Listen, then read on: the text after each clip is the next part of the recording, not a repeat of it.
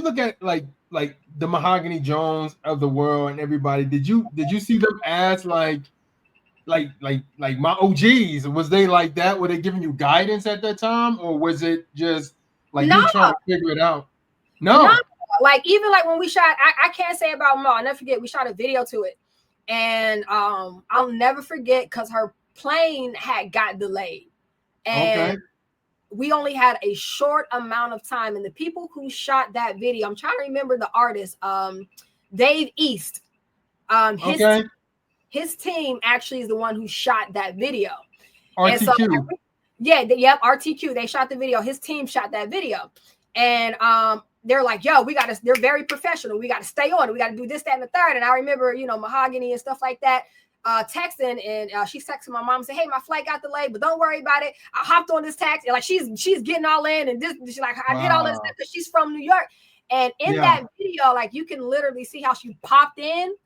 That's because she literally popped in off the street, off of whatever car I don't know if it was Uber or whatever, but she literally popped in, Yeah. out of that car, hopped out of that car, and just went right into shooting the video. Wow. Uber and just popped in. And so like it's just a love thing for me, you know what I mean? And to understand like the what people have contributed to move the culture forward is very important to me. You know what Yeah. I'm saying? And again, it pertains to my background because I'm used to being around people who have really laid the foundation, whether it's in business, legitimate or non-legitimate, and just the respect that they get, the respect that they receive. Like it's a respectable thing versus I don't understand, I don't want to say like just on the Christian side of thing, but I think it might be a cultural thing. Yeah. And the Black community where they're like, oh, like you can't rap no more because I'm like, because of what? Because you said so? Who are you? Type of situation. And I look at those things. And so for me, it's just always been a love aspect when I see, the Caucasian artists, where I see like Aerosmith and the Beatles, and I'm a producer, so I know so many artists, and I love the timing of history and how they've created. And I see like the Rolling Stones and people like that, they're still killing the game. And I Yeah. see the way that in hip hop, they try to erase our people who have really made it possible for artists like myself, who made it possible for I see that. And it's very clear to me because it's almost like they're trying to erase Black history. And it's like, if you don't see that, you gotta open your eyes, because it's like, Yeah. how come every other genre, every other from country to whatever, they celebrate a Reba, they celebrate a whomever, they celebrate people who have set the foundation, you know what I mean? They Yeah. celebrate their artists and they keep Yeah. them going strong. But in Black culture, we try to put a limit on our people who really, and I think it's because of the knowledge factor. And that's why I have so much respect for Wow. people like an LL Cool J, because I don't watch a lot of TV, but I'll listen to interviews of people who really made this possible. And he'll talk about, he's like, I don't understand why we keep trying to push out artists who have set the foundation and who are doing extremely well. And he says, oh, it's probably because they think we're going to give the up and coming artists a different mindset, and we're going to band together and take over. But when you look at the history of hip hop, of when people have really tried to come together, be it different record labels who are Black owned, they try to push them out. They always try to disband it. And it's really an element of control that people want to have. And so again, for me, not to belabor the point, I can see how they want people to not join together.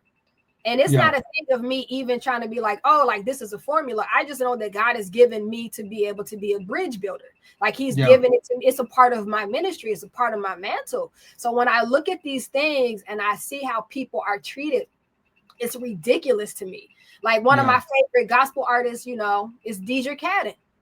The dude he's crazy. Yeah. Man is crazy. You know what I'm saying? I talked to Ken Jones the other day. The man is crazy.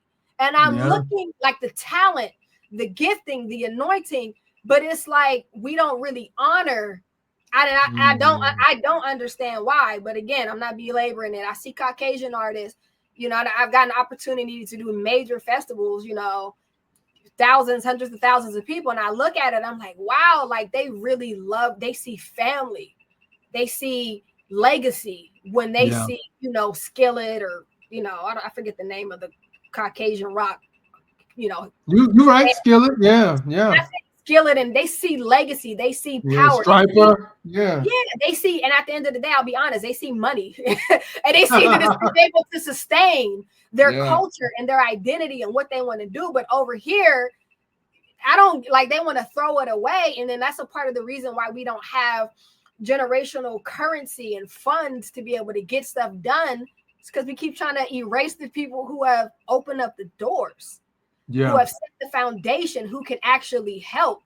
And it's just dumb to me. And then it's like, you don't have you can't see, you don't have vision, you don't have a mindset of a boss when you're trying to eliminate key players. Like, it's, to me, it's just, it's dumb. So anyway, that's my take on it. But no, but I understand your point, and I understand it perfectly. But I think also another thing too is, when you really think about that, it's something to do with it's something to do with us as I'm way older than you. I'm sorry, but me, like, really, or my age group, or like people older than me who were into hip hop in the 80s and 90s and stuff of that nature, to really kind of have that conversation about sharing music. And the reason why I'm saying that, and even in the Christian space, when it comes to Christian hip hop, is because I feel like people don't care. Like, and I'm gonna say your generation, but like maybe Gen Z or even young millennials, they may not as care about these artists like you should care, especially if you're doing this music. And I think at the same time, on the opposite, they're people of our white brothers and sisters, they share the music of a Skillet, they share the music of a Striper, and they share those music and tell people about them. And even in the mainstream, you know, like, people share the music of Kiss to their kids, they share the music of the Beatles to their kids. And I don't think we do that with our kids. And maybe, I don't know, maybe because of the explicit nature of it, but there's some hip hop and early Christian hip hop that should be shared with the generation. You know what I'm saying? It shouldn't be, you know what I mean, that you stopping with just Lecrae. And Lecrae is amazing. I love that brother. But it was people prior to Lecrae that put in work that people just don't care about in this space, which is crazy to me. And I think, like, and that's a part of the reason, again, I bring up my bros, like with the Gospel Gangsters, when the Gospel Gangsters, myself and Miles Minnick did that song, All In Me, we were trying to also display some of that unity, because it's imperative. Like, you know, Black people, and I'm gonna just keep it a buck, we have to be smarter. Like, we have to be able to see what is happening. It's not a black and a white thing as much as it is a legacy thing. Like, we're literally erasing our legacy. So for me, it's a little bit different, because I'll give one instance, like, you know, with my family and how I grew up, like, it's generations of people. And it's generations of gangsters. So the only way I can really know about a Snoop, the only way I could know about a Death Row Records, like the way I do, and them coming to my city, is because, and kicking it with my family, it is because it was shared with me. And because I understand the weight and the gravity, and I don't agree with a lot of the wording and, you know, the disrespect of women and stuff like that in the records, but I can see what they were able to accomplish and be like, wow, that's crazy. Wow, that's dope. They was in my city. But I can see that because it's one, like you said, it was passed on to me. And then it's also because I have a respect for, and I'll just keep it a buck, I have a respect for talent, right? I have a great respect for talent. And what I can see as a lot of what's happening right now is a lot of artists, and it's not being mean or not, but a lot of artists have patterned themselves after the 80s and the 90s and so on and so forth. And I just kind of think they don't want people to know that they may have been influenced by these other artists, because it might make them look bad. And it's not a bad thing to be influenced by somebody else. It's just give credit where credit is due. You feel what I'm saying? And I don't think that that's a bad thing. So again, it's like you said, like, it can't just stop with or start with one person. And that's why we did the song All in Me with the Gospel Gangsters. You know what I'm saying? Because they have done so much, like the very first Grammy nominated Christian hip hop. Like, how don't people know that? Like, how don't people know those things? And it's because we have a lack of respect for it. And if we really understood business, we would say, hey, we need to talk about these artists and we need to celebrate these artists because they lend credibility to the genre, right? They lend they lend a legacy of credibility so that we can get through these doors because it's already been proven. But if we keep trying to recreate the wheel and restart stuff, people are like, can't even take you serious because you've only been here for 15 minutes. You feel what I'm saying? And that's what a lot of us have come up against, is because we don't want to talk about like, oh, this person did this, that, and the third. There were other female artists here before Brea. There were other female or male artists here before Miles. There were other male groups and stuff here before. There were others. You feel me? And we got to talk about that and respect that. We got to respect that. You feel what I'm saying? Because we've contributed in a great way. Yeah, and I think the legacy of Christian hip hop has to be restored. And I'm glad you said what you said, and I'm glad you working with people like Gospel Gangsters. Shout out to RIP to Mr. Solo, and then shout out to Chili Baby and everything that they've done in TikTok and everybody's that done everything with Gospel Gangsters. And I feel like I think because honestly, the success of all our forefathers in this wasn't as huge as what they see with Lecrae, honestly, just being totally honest. And I think unfortunately, like even in mainstream hip hop, right? I'm gonna say a name that I don't know if you know or not, right? So somebody like a Grandmaster Caz, right? Who was a rapper's rapper in like the 70s, early 80s, where people were like, you know, that dude is a lyrical genius, he's this, he's that. But he never really put stuff out on wax. He never really put stuff out that people can hear what him and his team was doing. So when he come into rooms, unless people know who he is, they may just be like, I don't know who that is. You know what I'm saying? And not caring to know who that is. You know what I mean? But I feel like for us, we have to care who put the foundation. And I think Darius West, he did a great job with that documentary about Christian hip hop early years. And I think more and more people need to see that, because I think so many people think certain people just start and end with that person. And it's like, that's not it. You know what I'm saying? Yeah. It's, and again, it's exactly what you're saying. I think a part of it is also the social media and then being intentional. When I see artists like Chris Brown the other day, he just showed love. And this is something that I regularly do, right? He just randomly decided to show love and tag T-Pain, right? And he just gave him flowers. He showed him love publicly.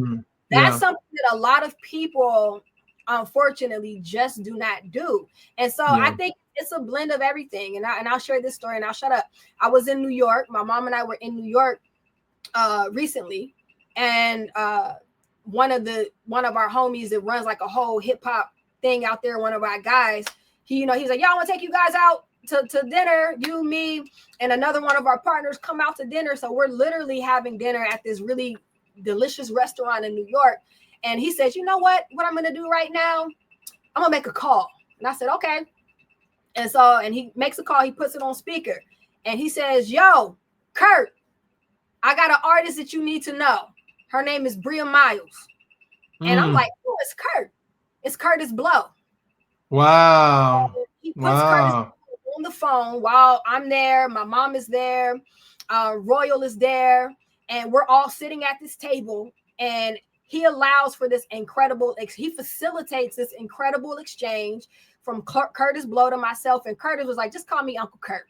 And I think it takes people like that who understands that it's not necessarily a baton passing as much as it is as bridging it. Yeah. It's bridging it, because we got to understand that the African American community is the youngest people group in the nation. This legally formed, like it's young. It only been around for maybe 60 years.